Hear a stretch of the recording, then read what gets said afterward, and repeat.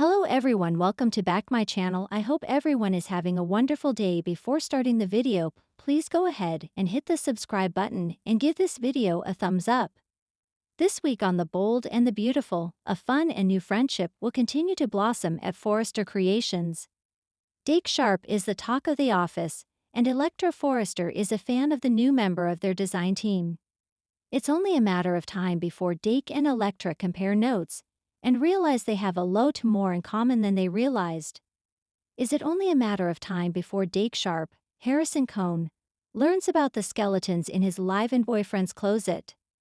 Everyone seems to have forgotten how dangerous and truly insane Remy Price, Christian Weissman, was when he arrived in Los Angeles. As a matter of fact, he only popped up in Los Angeles because he had stalked Electra all the way from another continent. Will Spencer Jr., Crew Morrow, had to play knight in shining armor and protect his girlfriend from her demented stalker. The Bold and the Beautiful spoilers say it won't be long before Deke and Electra are besties at the office and get to chatting about the boys in their lives. Eventually one of them will mention Remy's name, and they will realize her Electra Forrester's stalker and Dake's boyfriend are one and the same. It's ironic because Dake was afraid that his connection to Luna Nozawa, Lisa Yamada, would cost him his job at Forrester Creations. Little did he know, Remy Price wasn't much better. B&B spoilers hint Dake will be horrified by the sick things Remy did to Electra and promptly kick Hyde to the curb. Even if Remy has changed his ways, he still could do some serious damage to Dake's up-and-coming career. If Dake dumps Remy, he is going to want someone to blame. If Electra Forrester is the one who ratted him out and ruined his relationship, she might want to avoid Remy at all costs. He already stalked and tormented her once, it won't be hard to do again. The world of the Bold and the Beautiful is once again heating up as Los Angeles' most glamorous clan, the Forresters, find themselves caught in a storm of betrayal, obsession, and vengeance. This week's episodes promise emotional fireworks and nail-biting confrontations as Remy's dark side resurfaces, and Electra Forrester, once his muse and obsession, finds herself back in the crosshairs. The week opens with what seems like a rare peaceful morning at Forrester Creations. Ridge and Brooke exchange warm words about family unity, Steffi is preoccupied with work, and Hope seems laser-focused on her upcoming design preview. But beneath the calm, something sinister is brewing. And it begins with a single message that lands on Electra's phone. "You can't hide from fate. Anonymous." At first, Electra assumes it's another cruel social media prank. After all, she's been in the spotlight since her controversial decision to distance herself from Remy, the artist-turned-fashion prodigy, who became infamous for his erratic behavior and explosive jealousy. But when she looks out the window of her Forrester Creations office and sees a familiar black car idling nearby, her pulse quickens. Remy is back, and this time he's not here to beg forgiveness. He's here to settle the score. Viewers last saw Remy being escorted off Forrester property months ago after a confrontation with Finn and Steffi turned violent. His obsession with Electra, which had begun as mentorship, spiraled into possession and manipulation. After his mental breakdown and subsequent disappearance, most assumed he had vanished for good. But the Bold and the Beautiful has never let sleeping villains lie. In a darkly cinematic scene, Remy reappears in Los Angeles, lurking in the alley behind Il Giardino. His once polished style is replaced by a hardened, unpredictable energy. He's muttering names under his breath: Electra, Finn, Steffi, like a man reciting a curse. When he overhears two restaurant employees gossiping about Electra's new Forrester campaign, he smirks. "Of course she's thriving," he says coldly. "Because I made her that way. But now she'll remember who gave her wings, and who can take them away." It's clear. Remy has been watching, waiting, and planning. His revenge isn't impulsive this time. It's deliberate, methodical, and personal. Meanwhile, Electra's professional life is booming. Her designs are drawing international attention, and Ridge praises her creativity in a meeting, noting that she brings a spark of rebellion that feels like the old Forrester energy. But the compliment does little to calm her nerves. She confides in Hope, revealing that she's been receiving strange messages and hearing whispers about Remy being spotted around town. Hope's protective instincts kick in immediately. "You can't just brush this off, Electra," Hope warns. "If he's back, you need to protect yourself. He's unpredictable." Electra nods, but there's something she isn't saying. Viewers soon learn through flashbacks that she once helped Remy cover up a major scandal, a stolen design that nearly ruined Forrester Creations. The guilt has haunted her for months, and she fears that Remy might expose her secret as part of his revenge. At the Cliff House, Finn is preoccupied with his latest patient, a young man who claims to have been attacked by a stranger near Beverly Hills. The man's description sends chills down Finn's spine. Late 30s, intense eyes, leather jacket, foreign accent. "He called himself Remy," the man whispers before slipping into unconsciousness. Finn immediately alerts Steffi, who's furious that danger might once again be encroaching on their circle. She wastes no time warning Electra, insisting that Forrester's security be tightened and that she avoid walking alone. But Electra resists, insisting she won't let fear control her. "If I start hiding, then Remy wins," she says. Steffi isn't convinced. "You don't know him like I do," she says sharply. "You didn't see what he did to Finn that night at the hospital. He doesn't just want revenge, he wants control." Remy knows Electra's weakness, guilt and pride. He uses both to his advantage. Disguising his number, he contacts her under the pretense of being an anonymous art curator interested in showcasing her work. The flattery works. Against her better judgment, she agrees to meet. The meeting takes place in a dimly lit downtown gallery. For a few moments, Electra lets her guard down, until the door locks behind her. "I told you we weren't finished," Remy whispers, stepping out of the shadows.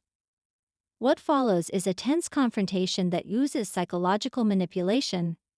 Remy accuses her of betrayal, claiming she stole his vision and replaced him with the Forresters. Electra stands her ground, firing back that his obsession ruined everything, including the love she once had for him. But when he mentions the design scandal, her facade cracks. "I kept your secret once," he sneers. "Now it's your turn to keep mine, or lose everything." As Electra reels from the confrontation, Remy disappears again. But not before sending her a cryptic threat. "You have 48 hours to tell the truth. Or I will." Panic consumes her. She can't focus at work, and Ridge immediately notices something off. Hope, ever intuitive, suspects it has something to do with Remy and presses Electra to open up. Finally, Electra breaks. She confesses that the now iconic Eclipse collection, which reignited Forrester's reputation months ago, wasn't entirely original. One of the designs had been taken from Remy's abandoned sketchbook after his breakdown. She meant to credit him later, but panicked when he vanished. Hope is torn. Part of her sympathizes, but another part fears this could destroy Forrester's credibility. "You need to tell Ridge before Remy does," Hope insists. "If you wait, it'll look like you were hiding it." But before Electra can act, Ridge receives an anonymous envelope. Inside, a USB drive containing side-by-side comparisons of Electra's Forrester designs and Remy's old sketches. The betrayal hits hard. Ridge feels blindsided, Brooke demands answers, and Steffi's protective instincts flare. "You brought chaos into this company, Electra," Steffi snaps. "If Remy's involved again, that's on you." In a rare twist, Brooke takes a surprisingly compassionate stance. While others call for Electra's resignation, Brooke reminds them that everyone in the Forrester family has made questionable choices under pressure. She made a mistake, Brooke tells Ridge. But if Remy is blackmailing her, we need to help her, not crucify her. Her words soften Ridge's fury just enough for him to hear Electra out. But she doesn't sugarcoat her confession. She owns up to her actions and accepts whatever consequences Ridge deems fair. That moment of integrity moves Ridge deeply. Still, before he can decide, Steffi storms in with urgent news. Remy's been spotted near the Forrester estate. The week's climax delivers classic bold and beautiful suspense. As night falls, Steffi and Finn secure their home, but the power suddenly cuts out. Luna, visiting for dinner, hears footsteps outside. Electra, guilt-ridden, decides to confront Remy once and for all and drives to the Cliff House after hearing Steffi's warning. But when she arrives, the front door is ajar. Inside, chaos erupts. Finn catches sight of Remy lurking in the hallway, clutching a USB drive and muttering about justice. A scuffle ensues. Steffi rushes in with a fire poker, and Electra screams for them to stop, afraid someone will get seriously hurt. Remy, cornered, shouts, "You all stole from me. My art, my love, my legacy," before lunging at Finn. In a moment of sheer instinct, Electra steps between them. The weapon falls from Remy's hand, clattering to the floor. "This ends now," Electra says, trembling. "I won't let you destroy me or them." Her words disarm him, emotionally if not physically. For the first time, Remy's expression falters, revealing a flash of pain behind the madness. Before he can react further, the police, summoned by Luna, burst through the door. Remy is restrained, shouting Electra's name as he's led away. "You'll thank me one day," he yells. "They'll never love you like I did." The fallout is emotional. Electra feels immense relief but also crushing guilt. Ridge and Steffi debate whether to keep her on staff. Hope advocates for forgiveness, reminding them that Electra risked her life to protect Finn. "She may have made a mistake," Hope says. "But she also saved one of us tonight. That has to count for something." Finn agrees, admitting that without Electra's bravery, the outcome could have been far worse. Steffi, ever the realist, reluctantly concedes. Still, there's a dark undertone. Remy's words haunt Electra. She can't shake the feeling that his revenge isn't over, that he may have planted something deeper. Ridge's security team later finds a small flash drive hidden near Electra's car, containing hundreds of digital sketches, and one disturbing file labeled Phase 2. In a softer subplot that mirrors the chaos, Hope reflects on the blurred line between art, love, and obsession. Watching Electra's ordeal forces her to reconsider her own relationships, especially with Thomas. Maybe love isn't supposed to be about possession, Hope muses to Broke. Maybe it's about letting people be free, even when it hurts.